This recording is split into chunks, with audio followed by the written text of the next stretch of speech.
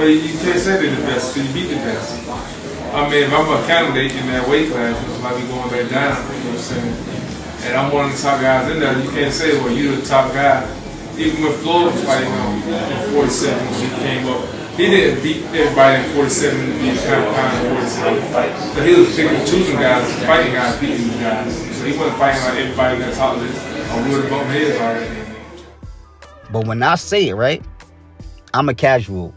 Y'all be like, oh, you hating on Mayweather? Well, ladies and gentlemen, that was Paul Williams. For those who don't know Paul Williams was the boogeyman. He was a very dangerous fighter, a former two-time welterweight champion. If I'm not mistaken, he held the interim middleweight belt, the interim WBO belt at the middleweight division, right? Paul Williams was one of those guys, right, at the time when Mayweather was at the welterweight division, when he first debuted at the welterweight division. Paul Williams was one of those guys that Mayweather was avoiding. He was one of those guys, right? And you heard Paul Williams stated, right? Well, you can't say Mayweather was the best if he was picking and choosing. If he wasn't picking and choosing, then me and him would have bumped heads already, right? And I'm going to explain to y'all in the video, and I'm going to break it down, right? So in 2007, right, the top fighters in 2000, the top welterweight fighters, now in 2006, you see it. Floyd Mayweather, he was a Ring Magazine champion. Then you see Antonio Margarito, you see Carlos Baldomir, and you see Miguel Cotto and Zab Judah. Now, Mayweather made his debut in 2005 in November against Sean B. Mitchell. Now, for those who don't know, Sean B. Mitchell is not a welterweight guy. Sean B. Mitchell is a junior welterweight. He got knocked out by Katsuzu at 140 pounds. And then he moved up and made his transition to the welterweight division. He debuted against Chris Smith, right? Sean B. Mitchell won due to a technical decision. Y'all see where he says TD, right? Technical decision. It was an accidental headbutt, right? It just happened that Sean B. Mitchell was up on the cards, right? The headbutt happened in the 5th round, right? And I think the scorecard was 45-50. All judges had it in favor of Sean B. Mitchell at the time. But we know with boxing, anything can happen. So Sean B. Mitchell did not even complete a full fight at the welterweight division when Mayweather fought him. Facts, he was not a welterweight. He was not a welterweight. He didn't go 12 rounds. He didn't knock him out. He didn't got his hand rose by split decision unanimous. He didn't beat this guy fairly. So technically, Sean B. Mitchell just came off of a knockout loss by Katsuzu. And that's who Mayweather made his debut against. And then he proceeded to face off against Zab Judah. Now, for those who don't know, right, Zab Judah was coming off a unanimous decision loss over the hands of Carlos Baldomir. And Mayweather decided that's who his next opponent is going to be. After he faced off against Sean B. Mitchell, that technically came off of a knockout loss by the hands of Katsuzu at 140 pounds. Because then when he made his debut at 147 pounds, right,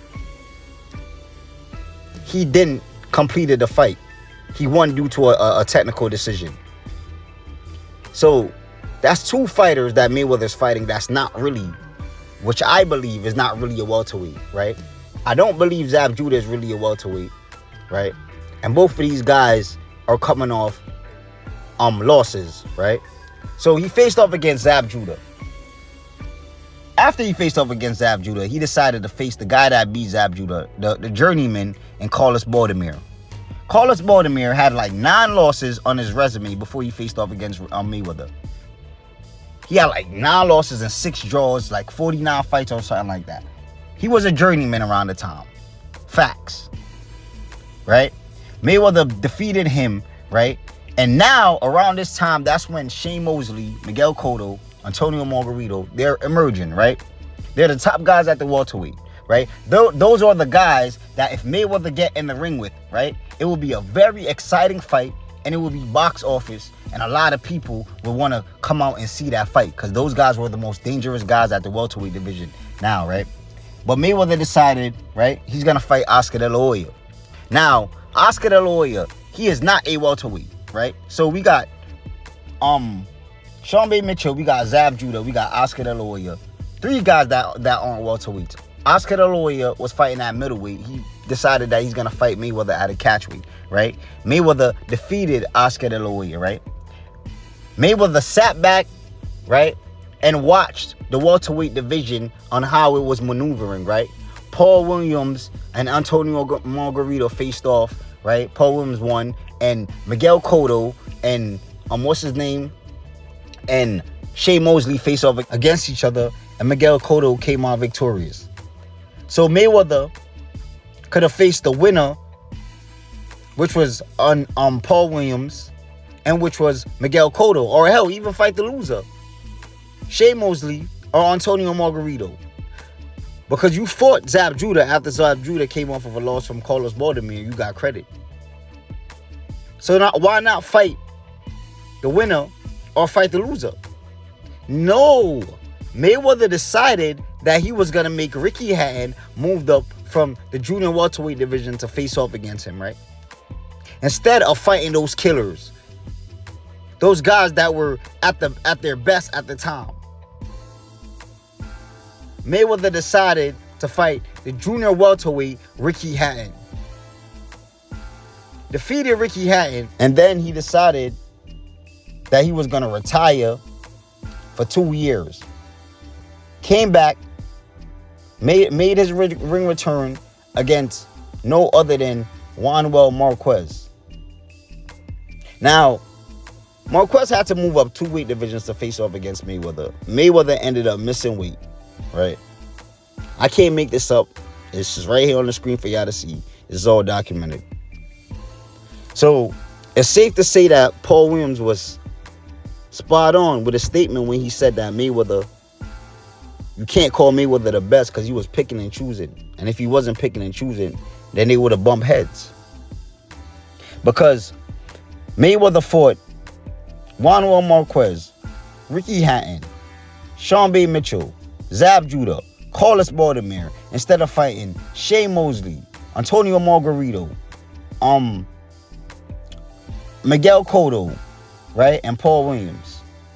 Tell me if that wasn't strategized, and if that wasn't Mayweather's intentions to duck the more dangerous fighters and fight the weaker link in those guys that I just stated. Come on, bro. Come on, bro. You can't sit here and deny what's in front of you. I didn't even say it. I've been saying it, but Paul Williams said it. Someone that was in Mayweather's weight division that was undefeated. That was giving everybody hell. Because y'all realized that Miguel Cotto didn't fight him, right? And Shea Mosley didn't fight him. The only fighter that really stepped up was Antonio Margarito. Y'all realized that, right? Come on. Come on. Then he fight Zab Judah, if I'm not mistaken. Paul Williams. Who he fought? Was it Arturo Gotti? He fought one of them and knocked them out. But this man is not as easy. He wasn't a game. And he said that Mayweather was picking and choosing, and the timeline showed it. So, when I say it, y'all call me a casual. But this couldn't be Terrence Bull Crawford, because y'all would have went down his resume. Well, this guy wasn't this guy wasn't that, this guy wasn't this guy wasn't that. Terrence Crawford was fighting undefeated champions. Mayweather was fighting champions that was moving up from other weight classes, right? That just came off of a loss. So, who had more heart and who was fighting meaningful fights in their welterweight career? That would be Terrence Bull Crawford, bro. That would be Terrence Bull Crawford, right?